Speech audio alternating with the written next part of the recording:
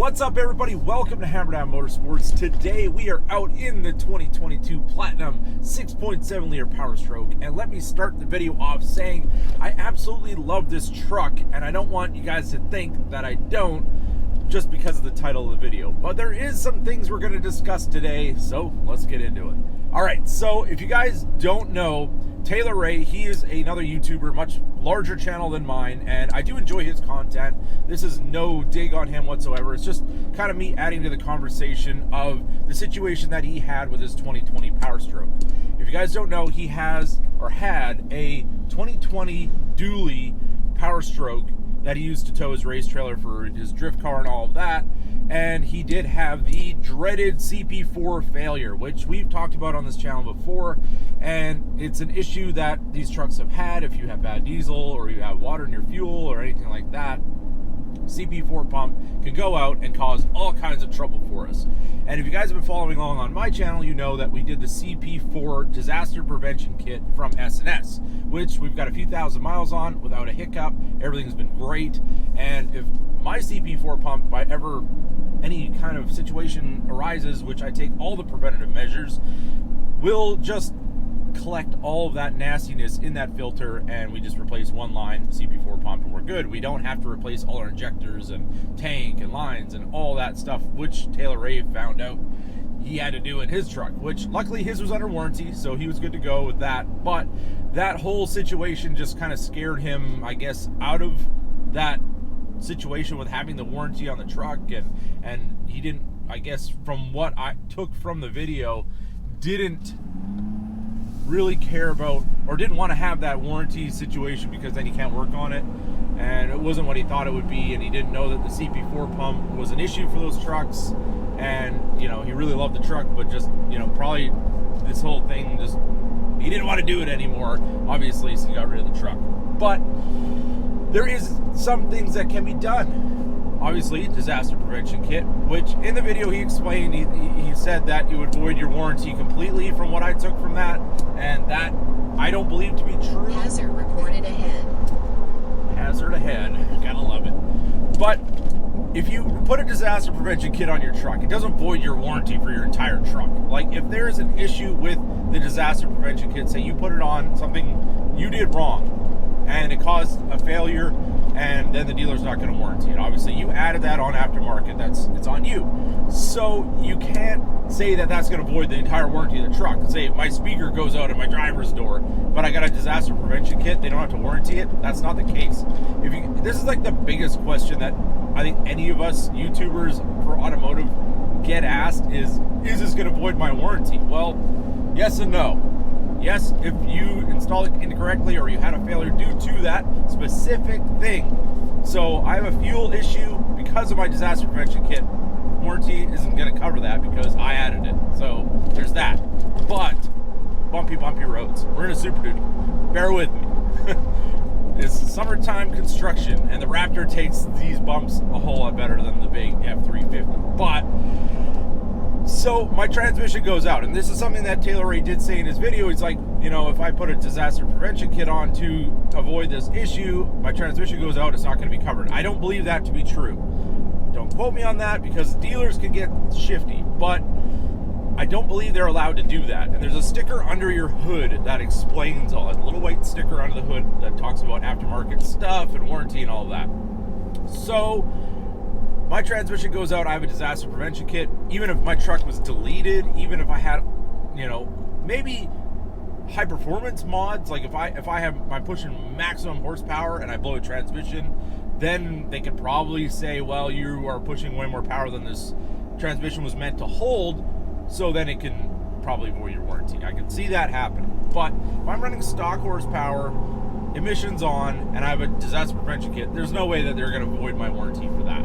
So there's that. And also, like, any of the interior stuff, all of that, they really have to make a solid case that I caused the failure by what I put on my truck. So just to kind of get that out of the way. Sweet TRX up here, by the way. We're not going to get into that subject. I was about to go down the rabbit hole. But anyways, so I have no regrets buying the Powerstroke, the 6.7. This thing is amazing. It has awesome power. And if you do the things that you need to do, to prevent these issues from happening with the CP4, you can drive them for many, many miles, no issues. Disaster prevention kit, definitely a must-have for this, because if you end up putting bad diesel in, it can take that pump out, and then you can have problems. Or you can go to a DCR swap, which is what they have from S&S now as well, which eliminates the CP4 pump completely, and then you don't have the issues that it carries. So you can have a very reliable truck with no worries of any of those things happening to you. So you can put a prevention kit on, you can replace the pump. Yes, all those things are not from Ford, so you're taking that upon yourself.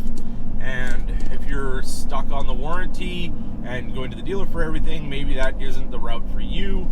But for me, this truck, I don't see it going anywhere. I really would like to keep this truck for a very long time. And for now, we're running the CP4 pump. We're running with the disaster prevention kit. I use additive every fill up. I use highly trafficked stations, like ones that use a lot of diesel, so it's always being refilled, refreshed. It's not sitting in the tanks for a long time and getting dirty. All of that, you know, and just you want all of those things with your diesel engines. You don't want water collecting in the diesel and all of that if it sits for a long time. And I always drain my water separator, so we keep that all in check, and we give our CP4 pump the best chance ever at survival. So we're going to talk a couple things. I'm just going to say the 3 bad things about the Powerstroke, the bad side of these trucks, and every vehicle has it. I mean, CP4 pumps weren't just used in Powerstrokes. They were used in all of the trucks. They were used in the Duramax. They were used in the Cummins, all of that. They had issues too. Some of them went away from them. Some of them still have them. It's just a thing. So it's not like you can just say, oh, Ford did this and whatever. That's not what we're talking about here. It's Bosch pump. It's not built by Ford. But this truck, the only issues I've really had, I've had a couple little rattles here and there, like we've talked about my glove box, and actually just kind of really evenly closed it and like pretty firmly, and today it's not rattling, so that's a good thing.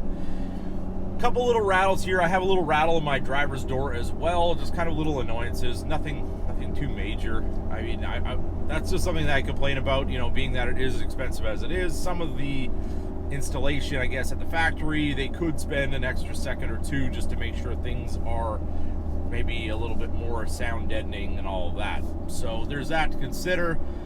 I do have a couple of issues with just the fit and finish of the panels on these trucks, especially the aluminum ones. After having the Raptor and this truck, I've noticed in the stampings there's waves in them, and it's just kind of how it is. It's just build quality things. It's things they could improve on, but there's really no fix for it necessarily.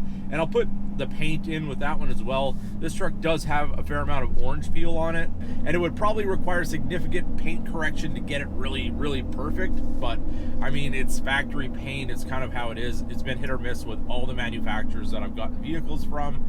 Some of them have good paint, some of them have terrible paint. I've had terrible Chevy paints, I've had terrible Ram paints as well. So it's just kind of, I didn't have a choice with this truck. This was the only one that I could have gotten at the time that I got it, and it just was what it was, and I'm still very satisfied with it, but there is some fit and finish issues. So number 1, CP4 pump. Number 2, fit and finish, just kind of little rattles here and there and all of that. And I would have to say the third thing, what would be the third thing? And the third thing, well, I mean, this is a tough one for me because there is some things that you need to know about buying a diesel. I've talked about this in previous videos. There is added maintenance, there is added initial cost, there's all of those things. The EPA really puts a lot of restriction on these trucks, so you have that whole decision to make. I'm just gonna say this is something that I can't really complain about, but it is what you're signing up for with a diesel. You can just run it stock, run your DVF fluid, you can just stick to the rules. You're gonna end up with sooty, oily deposits in your engine because of the crankcase ventilation if you do not vent that to atmosphere or vent it into your exhaust. We've talked about that as well.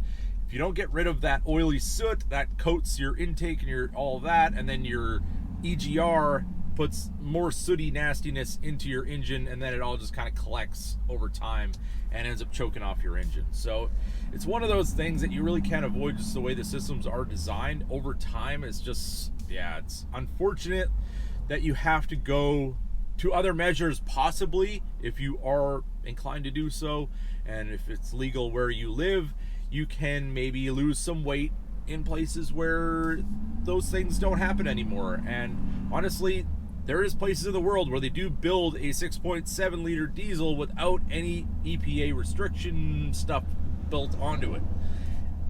Then you don't have those issues. You don't have the unreliability with the DEF system. You don't have all the junk building up in your intake and clogging everything up and all of that. You also don't have to buy DEF fluid in a big plastic jug with a cardboard box around it, you know, if they're trying to save the environment. Like, it's just kind of ridiculous in my mind, but I guess that's what they want to do, and that's what they are doing. And there's really just kind of a thorn in the butt of everybody that buys a diesel truck. You buy a Chevy, you buy a Ford, you buy any of these vehicles, you're gonna deal with the emissions stuff. And the third thing, I don't like about the diesel trucks of today is all of that. There is things you can do about it if it's legal to do so where you are, and you can make these into amazing vehicles. You can get rid of the CP4, you can do all of that. It's just, it is involved. And after you spend $100 grand on a truck probably and waited forever for it and even tried to find one in general, that can be too much for some people. But I'm going to be honest, if you buy the gasser and you drove the diesel, you would hate that gasser. So if you drive a gasser, don't drive a diesel. You're not gonna like your truck anymore. These things are beasts. They're so fast. They're so much power. I absolutely love driving this truck, and mine is full emissions on, and it still rips like absolutely awesome. And I can't say enough good things about this truck. But there is some things to consider, and maybe you're in the position where you don't want to have to take those risks, and that's okay too. But you just got to know what you're getting into when you're buying a Ford Super Duty or any new diesel truck in 2022, 2023, anything past 2000. I believe 2008 is when they started, and things have just been getting more and more restricted as time went on. So if you got into that situation and your truck is now been repaired by the dealer under warranty, you did the $11,000 repair, you have brand new injectors, brand new CP4, brand new fuel tank, all that has been changed out, all your filter systems, everything's brand new. Would you keep the truck? Would you take that risk of anything happening in the future? I mean, ideally, if you have a good technician at the Ford dealership, everything's going to be covered as far as their workmanship. You can run that truck for probably a very long time. I know people that have trucks that have not had failures, and they are running over 150,000 miles. There's been people I don't know that have run way more than that, and it's just, would you keep it? Would you just kind of be done with it? I know emotionally sometimes people get very distraught about a vehicle, and when it lets them down, they're just like, I'm done with it, I want rid of it, I just take it away, I don't want to see it ever again, I'm going to start fresh with something new. And that's, I can understand that. I can understand some people's thinking that way. For me, if that truck was still a very good option and I was in a good interest rate, or I had it paid off and I still have warranty, would I want to go out into today's market and try to find something else new, something else used?